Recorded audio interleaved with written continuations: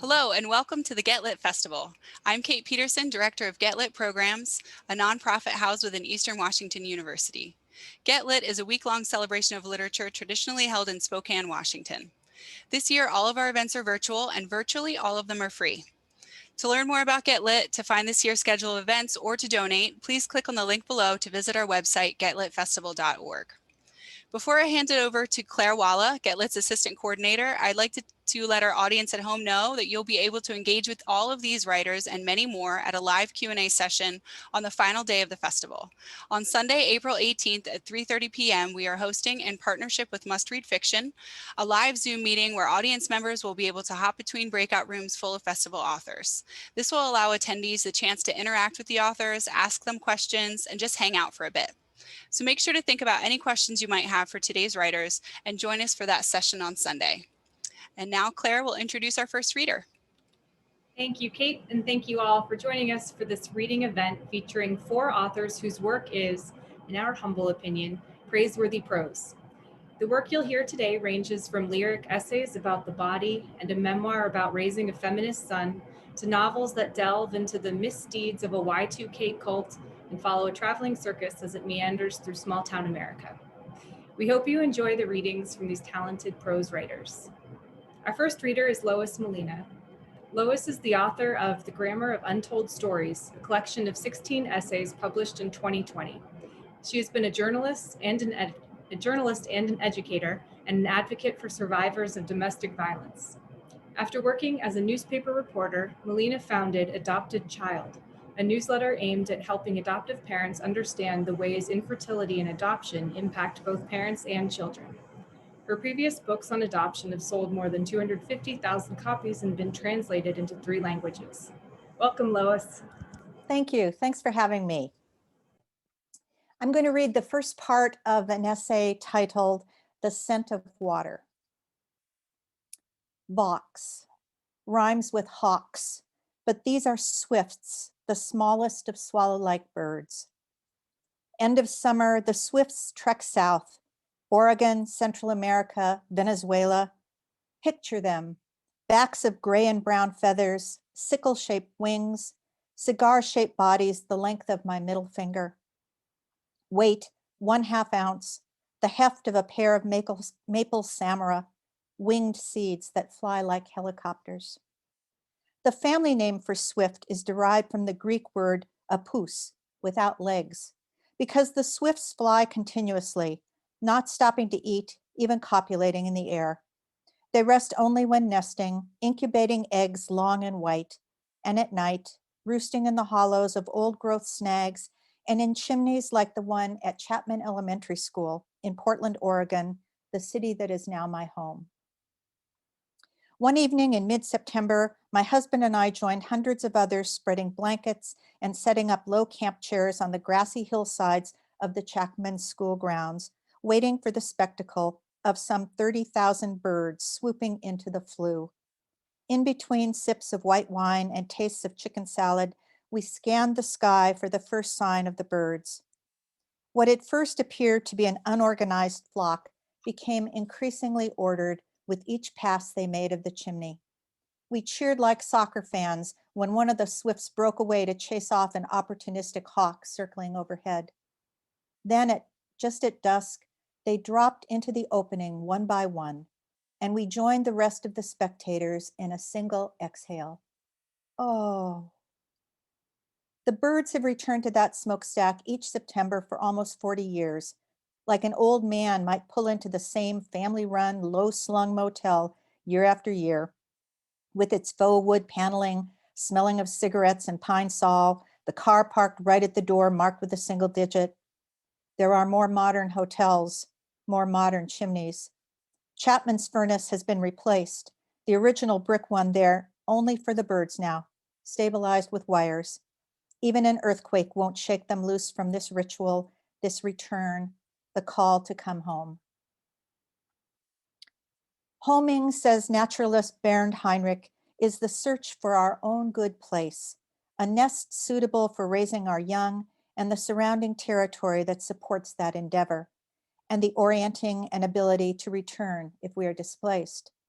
When our daughter was 18 months old and our sons still a longing, my husband and I bought 56 acres of bare, hilly farmland because when we stood on the slope where we planned to build a house, we imagined hundreds of yellow pine defining the border, a pond where geese would stop on their migratory journeys, and where the croak of bullfrogs would echo off the hills. We saw an orchard with apples, peaches, plums. The farm was a dream formed when my husband was in medical school, and one of his professors invited his students to a picnic on his land just outside the city. The redbud were in bloom, the frogs croaked, the professor drove a tractor that pulled us in a hay wagon to the creek, pulled us into the dream. We built that house, dug that pond, planted those trees. 5,000 yellow pine, 300 black cherry, a 1.5 acre pond, uncounted resident bullfrogs, an apple orchard. We divided the land into pastures with metal fences and bought 4 domestic elk, 1 bull and 3 cows. Elk because my husband loves elk, and because they are efficient animals, impacting water and land resources far less than cattle. We didn't know our pastures disrupted the path the wild elk took in the winter to search for food when the high country was deep in snow. Sometimes the wild bulls tore at the fence with their antlers, determined to stay on their historical route, the one their ancestors took long before farms and fences, the one that is written on their bones. But a fence designed to keep something in is also effective in keeping that something out. The wild elk gave up and walked along the outside of the fence until they could again locate the markers, find the scent that put them back on their way to their winter home, where generations had found food and safety. Christmas, 1996. I woke first to the filtered light that said snow had fallen overnight. I went downstairs and piled kindling in the wood stove, crunched newspaper, laid logs of tamarack, lit a match. Standing in front of the stove, letting it warm me, I looked out the front windows. Snow continued to fall like stardust. 3 elk pawed the snow down to the grass. My breath caught for a moment at these reindeer relatives appearing on our front lawn on Christmas morning. Then my chest tightened. The yellow tags in their ears meant these were not wild elk, but ours. My husband's fear of their escape realized. We rounded up the elk easily. There were no historical routes for them to find. All of them were born in our pasture, and while animals have homing mechanisms, they can't use them if they don't know where they are when they start out. That year's calves, 6 months old, had not followed the rest of the herd through the gate that had been left open. Their scent beckoned the adults, reminded them that home is where it is safe to raise your young. From second-floor windows in our house, we could see beyond the front yard and down the hill to a pond the size of a football field, surrounded by cattails. In the spring, Canada geese nested in boxes my husband built, planted at the edge of the pond and filled with hay. We watched for signs the eggs had hatched, saw fluffy goslings pushed by their mother between the slats of the goose box, land in the water. They followed their parents in a downy parade into the high grass, a safe harbor from predators until the chicks could fly. We believed they would return one day with their mates to raise their own goslings. In the fall, when the tamarack across the road yellowed, dozens of geese landed each night at dusk, rested on the water overnight, sometimes close to 100. I heard them again just before dawn, the signal for me to go to the window. I imagined them negotiating with one another about the direction they would take off on for the next leg of their migration. And just as the sun rose above the eastern horizon, they would lift off as one, still chattering, their wings banging against the air with the effort to raise their heavy bodies. Picture one, back of brown feathers, black neck, white chin strap, wingspan as wide as I am tall, each bird the weight of 250 box swifts. A few hardy geese hung around all winter. I never wondered why, but perhaps they had malfunctioning migratory mechanisms, had been displaced and no longer knew the way home. One night, when a long period of sub-freezing temperatures without snow or wind created ice smooth and deep, we walked down the hill to the pond, skates slung over our shoulders. Mother, father, daughter, son. I'd learned to skate on just such a pond in a golf course near our house, my father holding my mittened hand. That night the moon was full, the sky cloudless, but fog collected in the curve of the land where the pond was. We circled in the filtered light, able to see only a few feet, but knowing the edges, as though skating in a dream. I crossed my outside leg over my inside to make a turn, and there in front of me was a family of geese setting on the ice, heads tucked under wings. I skated around them, trying not to disturb their rest. The pond was their home. During my son's adolescence, when he ignored parental warnings about dangers, rejected guidance, safety, us, I held on to the memory of that night, the lightness I felt gliding on narrow blades across water that had become solid when crystals bonded to create a seamless surface. The ease of it, the trust. So when, at dusk, on a spring day just before he turned 16, my son called to me from his second floor bedroom in what sounded like his 8-year-old voice, "Mom, the geese are back." I felt a certainty settle in my chest. He would return too.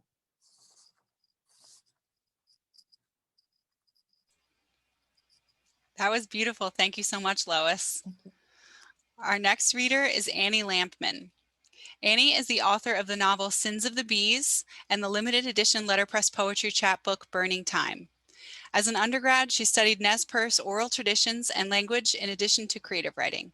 She has a Master of Fine Arts in Creative Writing from the University of Idaho, where she worked with writer Kim Barnes. Her short stories, poetry, and narrative essays have been published in 60-some literary journals and anthologies such as The Normal School, Orion Magazine, the Massachusetts Review, and Women Writing the West. Please welcome Annie. Silva awoke, gulping for air, the sheets tangled around her legs, a sorrow like suffocation, like drowning. She wasn't sure which had awakened her, her still pulsing insides or her nightmare of a woman, wet and desolate, swimming underwater with a slick gray fish body, mouth gaped open in a cry so full of desperation that Silva had awakened crying too, awash in the fresh emotion of a child who'd lost her mother to the water. She felt it in her own blood, felt the moment her mother had breathed the river in and let it flow through her veins like an icy current. Outside, morning activities came through the hardware store's thin walls, a diesel truck idling somewhere close by, a child squealing in the distance, and conversations drifting up from the lumberyard below. Remembering everything from the night before in a sudden rush, Silva sat up quickly, imagining Len Dietz climbing the stairs to her room. She held her breath and waited, but first the diesel truck pulled out of the lumberyard and then everything else turned quiet too. The night before, her brain and body had been too overloaded to fight back, unable to process everything that had happened, but now, in the clear light of morning, the grief she'd awakened with was burned away by a deep, blinding fury. A stranger speaking to her like that, as if he controlled her, as if she were his to command. She replayed the encounter with Len Dietz in her head, a revision in which she yelled at him to get the fuck away from her, yelled at him that everything he said was wrong, God had never been a part of anything, and he certainly wasn't now. She wished she'd been able to deliver the kind of equalizing someone like Len Dietz deserved, threatening instead of being threatened. She put a hand to her stomach, shuddering to think of what might happen to any woman ill-fated enough to be in Len's care, a town brimming with its own kind of infection. She carefully palpitated the soft space under her ribs until she reached the hard rise of her hip bones, the bruised reminder. Under her fingers, her guts gurgled, protesting their emptiness, the basic need to survive, trumping everything else. Still dressed in the same clothes she'd driven and slept in, she pulled on her boots, lacing them tight before yanking her hair into a ponytail, twisting a rubber band over it until it stuck out from the base of her skull like an oversized barber brush. She splashed water on her face and then looked out the window to make sure the sidewalk was empty before going out to her truck, its windows fogged over with the bonsai's night breathing. Working as quickly as she could, she hauled the bonsais and boxes to her room. keeping her back turned toward the hardware store as she made each trip, hoping Becky was busy inside and wouldn't notice her carrying the trees up. She arranged them around the kitchen table and they overtook the room, each bonsai bearing its own powerful personality, its own timeless sense of being, its own spirituality. Sitka spruce, protection from death and illness. Western red cedar, vivid dreams, warding away evil spirits and purification from death. Needle juniper, protection, love, cleansing from the spread of poisons or disease. Western larch, protection against evil and to induce visions. Bristlecone pine, longevity and strength, alleviation of guilt.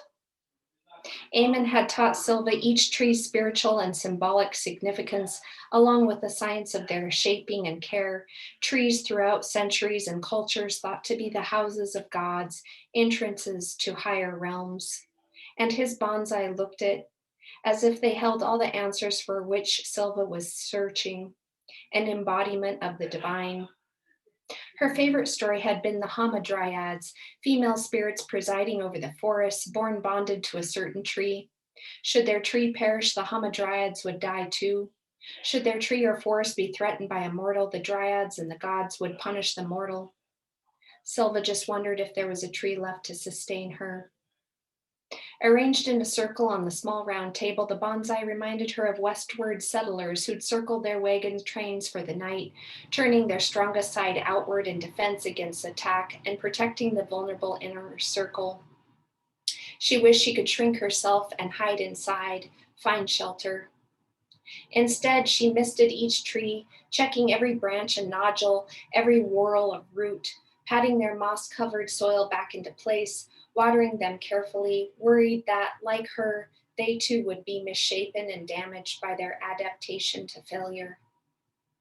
Turning sideways to eye her body's profile in the bathroom mirror, she tried to see what had tipped off Len Dietz, but her stomach was shrunken, her complexion wan. In a young memory, Silva stood next to her mother, holding her own small pasty white arm up to her mother's darkly tanned arm. Her mother had taught her that when she was born, the full moon had claimed her as its own. Silva had loved thinking about it when she was a child, her kinship with the moon, even if it frightened her a bit. That remote coolness, the unreachability, the latent power enough to command the tides, direct the earth's axis, reflect and redirect the frenetic energy of the sun. She'd been born outside on the night of the full sturgeon moon, everything earth-centered, everything full of meaning and portent. They'd celebrated with a moon dance, named her Sylvania August Moonbeam Marigold. She'd been wanted, treasured, part of a family. 6 weeks, enough time for anyone to know what to do with themselves. Nerve cells branching and connecting, forming primitive neural pathways, forming the makings of memory. Len and Becky were right.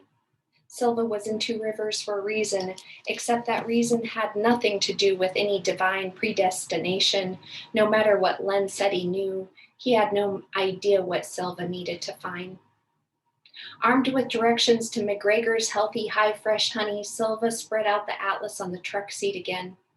Two Rivers was just a small dot at the junction of topography lines. Outside of town, the Salmon River bent inward, a curve that on the map looked haphazardly drawn, accidental. But her plan was straightforward enough. She would follow the road, find McGregor's, and then she would find out what happened to Isabel. It didn't matter what Len Dietz thought or what kind of twisted history this town held. All that mattered was what she'd found, that she found out she needed to know, whatever and wherever that meant. It was a measure of her own mortality. She'd half expected Becky to show up ushering Len Dietz, both of them ready to guide her on God's chosen path, spouting deific secrets they didn't know, but everything remained still as Silva started the dodge, the town itself seeming to wait to see what direction she would take. She drove to the outskirts past the Yellow Pine Motel, the place full of the idiot feds the receptionist had griped about, a grouping of white government vehicles parked outside the motel in an orderly line. She wondered if they called it the Piss Pine Motel. Yellow, piss, bowl, each alternative Ponderosa name casting a social meaning beyond itself. Growing up on Trawler Island, kids had called Silva Tree Girl. Every school project she completed from first grade on had something to do with trees, how they communicated, how they reproduced. Her classmates tittering when they realized she was talking about tree sex, how they could survive everything from floods to fire, thriving under hardship. She'd like the nickname, though, even if it wasn't always meant as a compliment. She'd imagined herself as a dryad superhero whose powers changed according to the type of tree she happened to be most attached to at the time. When she walked to and from school, she imagined the papery discs floating down from the elms, following her just like the tumbling leaves, attracted to her with magnetic force. Imagined that she could direct them, raising them into a whirlwind of her own making. As a teen, she'd carried Eamon's old college dendrology textbook with her wherever they went, matching tree margins and cones, learning the world through trees, naming their favorites. Newton, an ancient heirloom apple tree on the island's south side. Montezuma, a wide-girth western red cedar, Eamon named after the 119-foot circumference cypress that grew in Mexico.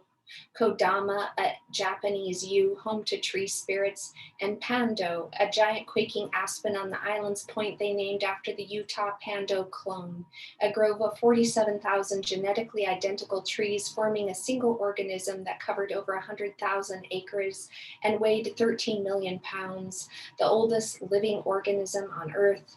Tree after tree, resprouting and growing anew, century after century, functioning as a single whole made up of thousands of individuals, a family of interconnected roots.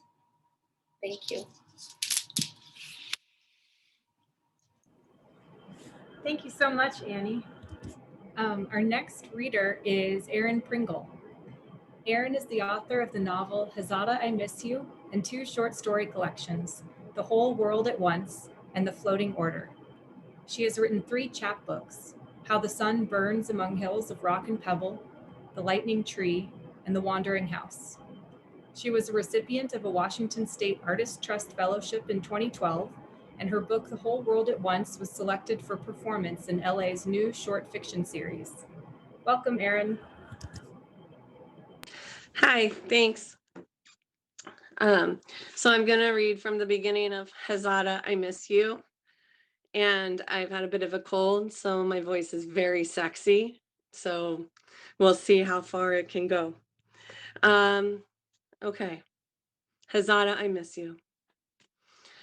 It's another hot day, and the petunias have long gone stringy in the baskets that hang from the village's lampposts. The lampposts stand evenly spaced along the sidewalk in front of the diner. 6 lampposts if you count their reflections in the diner window. More than that if you count their reflections in the empty storefronts across the street.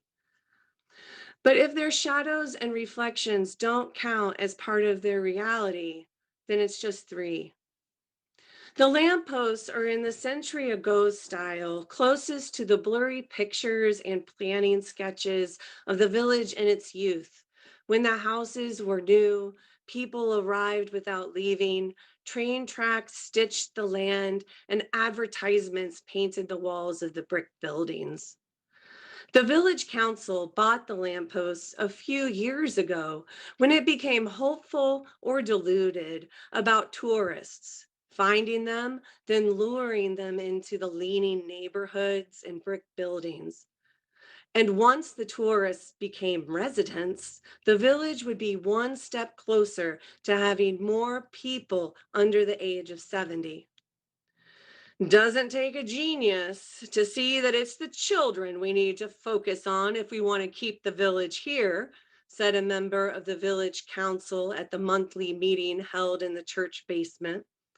On the folding table in front of the council was a glossy catalog opened to the page of lampposts. More kinds of lampposts than anyone had imagined.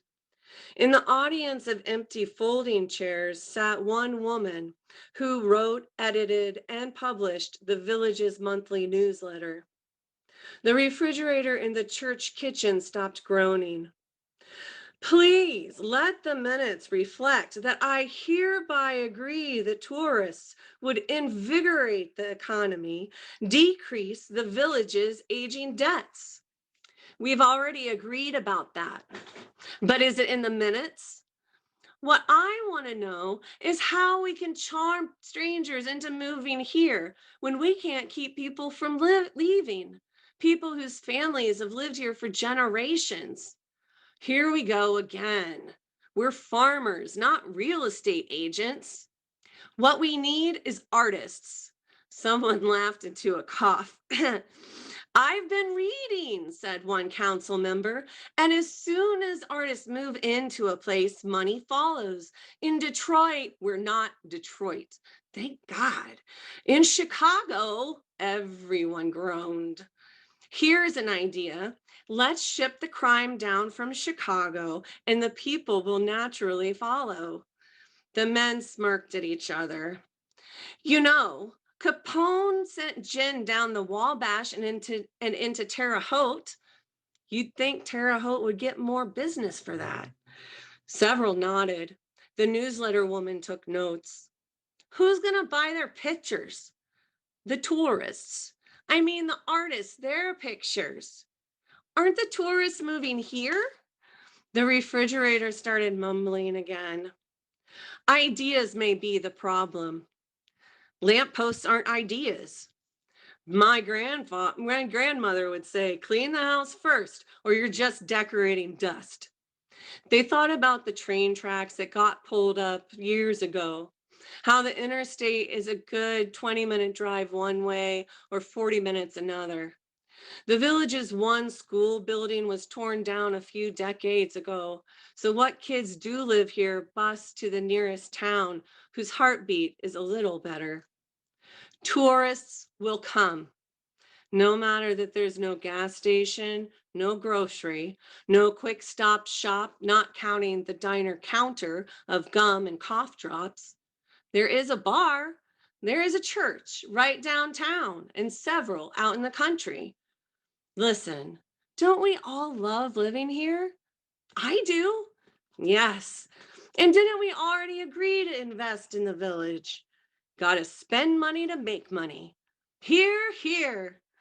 And didn't we spend most of last year visiting other villages like ours? Yes, they had, all around the state and a few rural towns in Indiana and Missouri for good measure.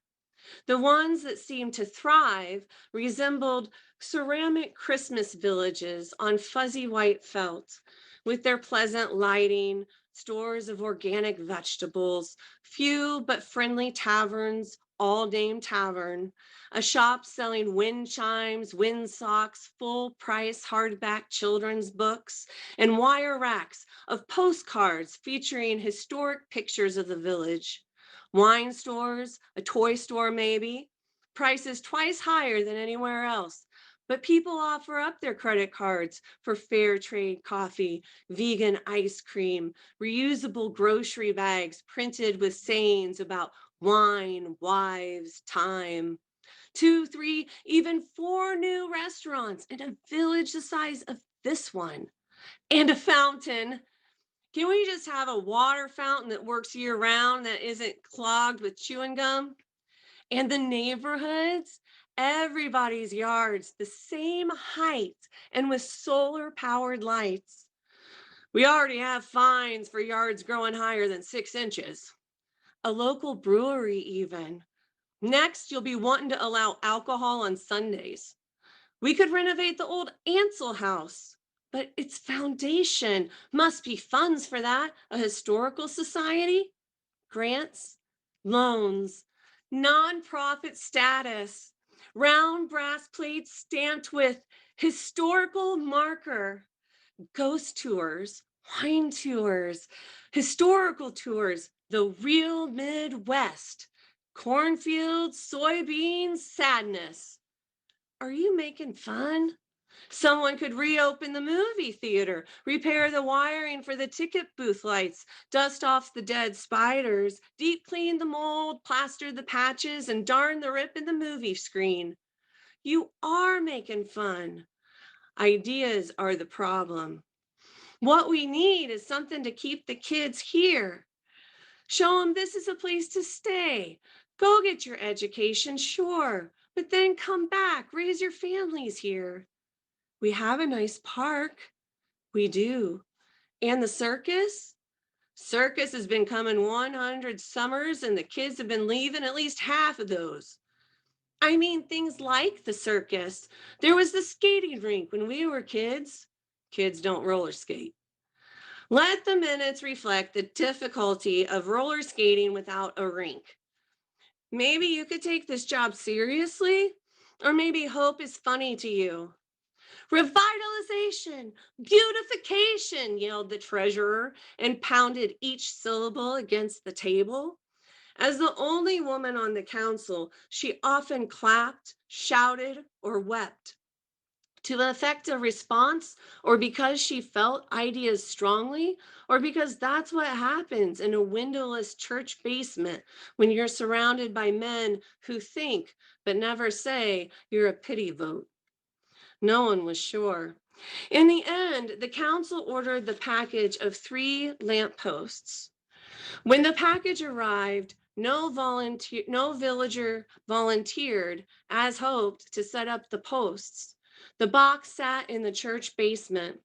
After several more meetings, the council agreed to hire someone to sketch blueprints, to draw up permits, to drill into the concrete, the wiring, and so forth.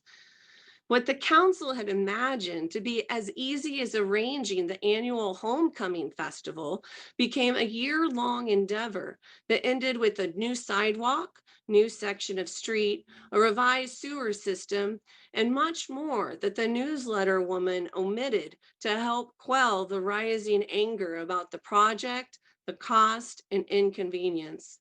Not to mention how the new sidewalk made the building seem impossibly wearier. When the lampposts were erected, the council members gathered around them. One said, "Maybe 3 isn't enough." "Looks like shit," said another and spat on the new sidewalk. "Not good for tourists," the council members agreed, but didn't say because the same ache blocked all their throats.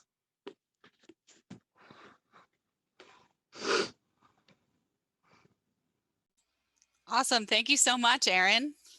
You're such a great reader. I'm so glad that that translates to Zoom as well. And your voice was very sexy. So thank you for that too. All right. So now for our final reader, Sonora Jha.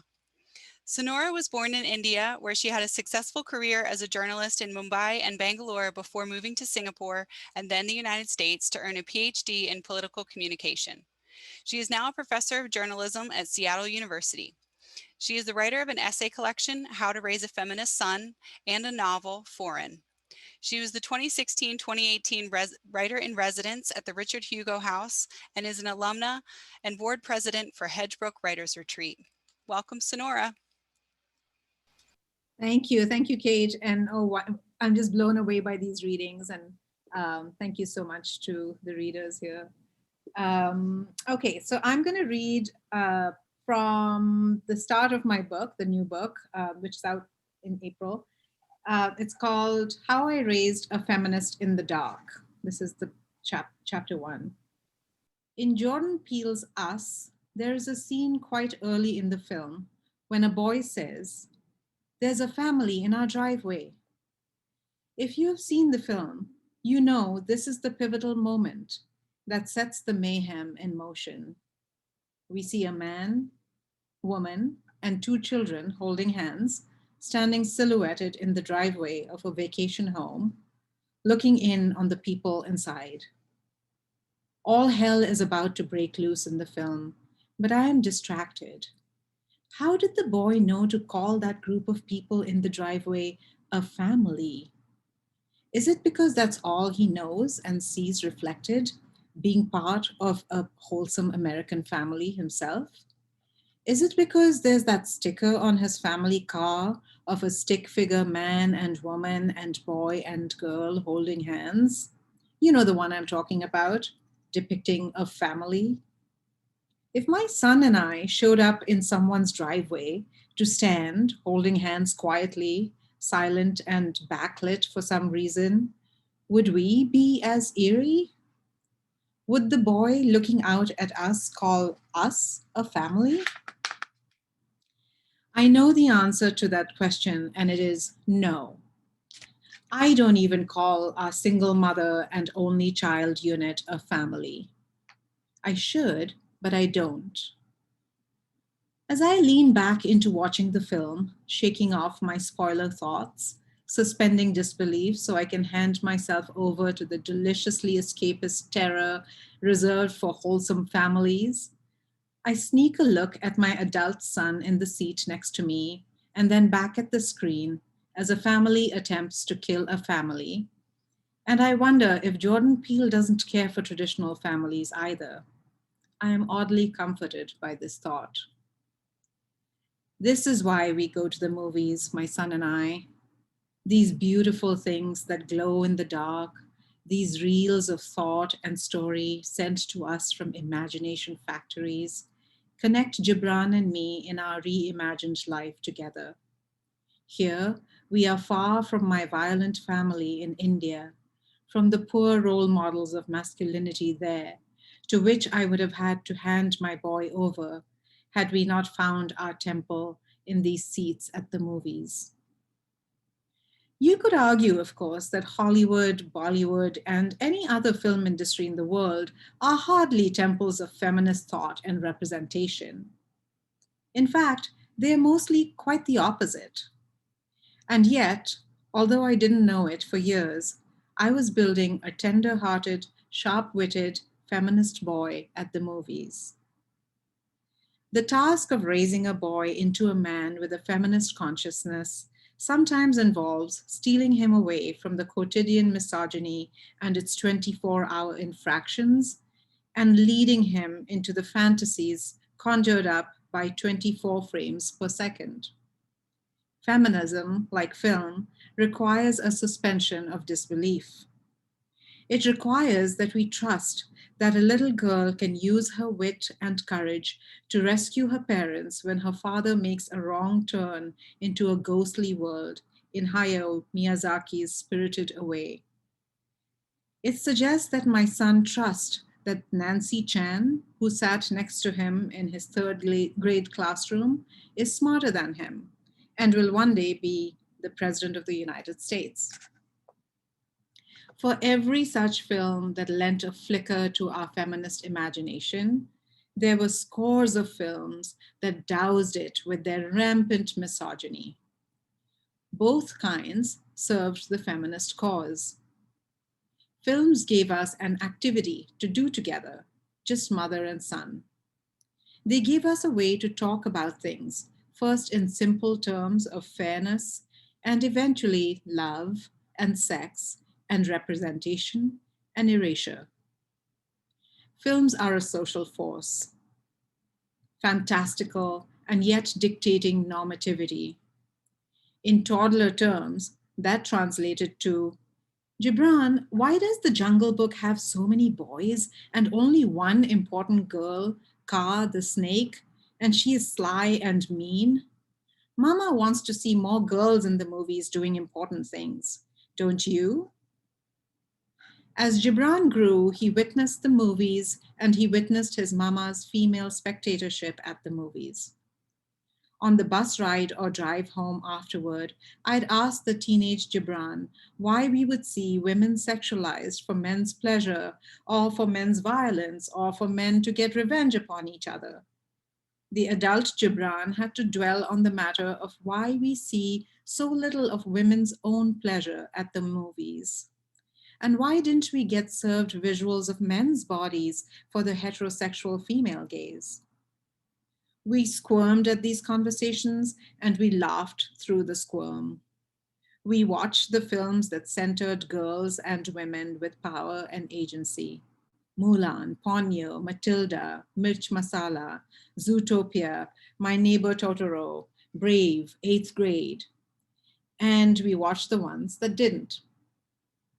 I told Gibran about the Bechdel-Wallace test. Author and cartoonist Alison Bechdel's set of 3 questions to determine if women are represented fairly in a film. 1, does it contain at least 2 women who, 2, talk to each other about 3, something other than a man? Later, Gibran informed me about the concept of fridging, a term coined by comic book writer Gail Simone, referencing a 1994 Green Lantern comic in which the DC hero comes home to find his girlfriend murdered and stuffed in a refrigerator, which then motivates him to seek revenge while the woman is, quite literally, frozen out of the story. We went to the movies for fun, but we returned speaking of them as both mirrors and mind snatchers. I overheard him once explaining to a friend how learning to recognize sexist tropes essentially reduced them to ridiculousness and humorousness, and spotting them became like something of a game. Gibran was equal parts fan, film critic, cultural critic, and feminist at the movies. Spotting the erasure of women at the movies as characters, as actors, as auteurs, and as spectators alerts you to their erasure in real life.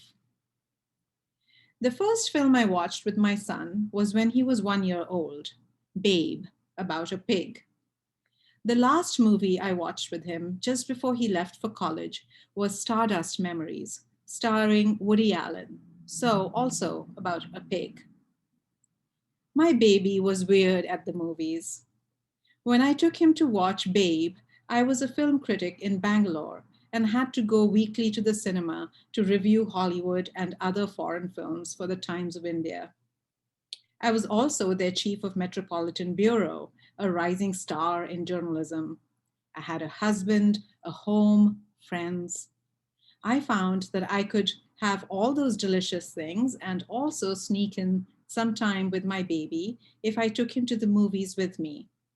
Technically, I'd be at work, but I wouldn't be at the office. I'd be with my baby. I sat him in my lap and cradled him with my left arm while I took notes with my right hand. In the dark of the movie theater, I sniffed the top of his head. I did this for years after the new baby smell had faded. The best place to do that was at the movies. Always, like that first time in Babe, he was too rapt to notice. His father and our friends had warned me against taking my baby to the movies. It's not healthy, they said. He will get addicted to movies. I could think of nothing better.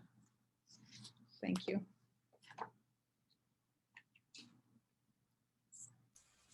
Thank you so much, Sonora. And thank you again to Lois, Annie, and Erin. And thank you all at home for tuning in to this Praiseworthy Prose reading tonight. Again, if you want to hear more from these authors, you will be able to have a live Q&A session with some of them on Sunday, April 18th during the festival. So make sure to check the festival schedule for that and for more events. And then consider, while you're on our website, consider donating to help us put together next year's in-person festival. You can also find a donate button below or on our website, which is again, getlitfestival.org. Thank you again for joining us. Goodbye, everybody.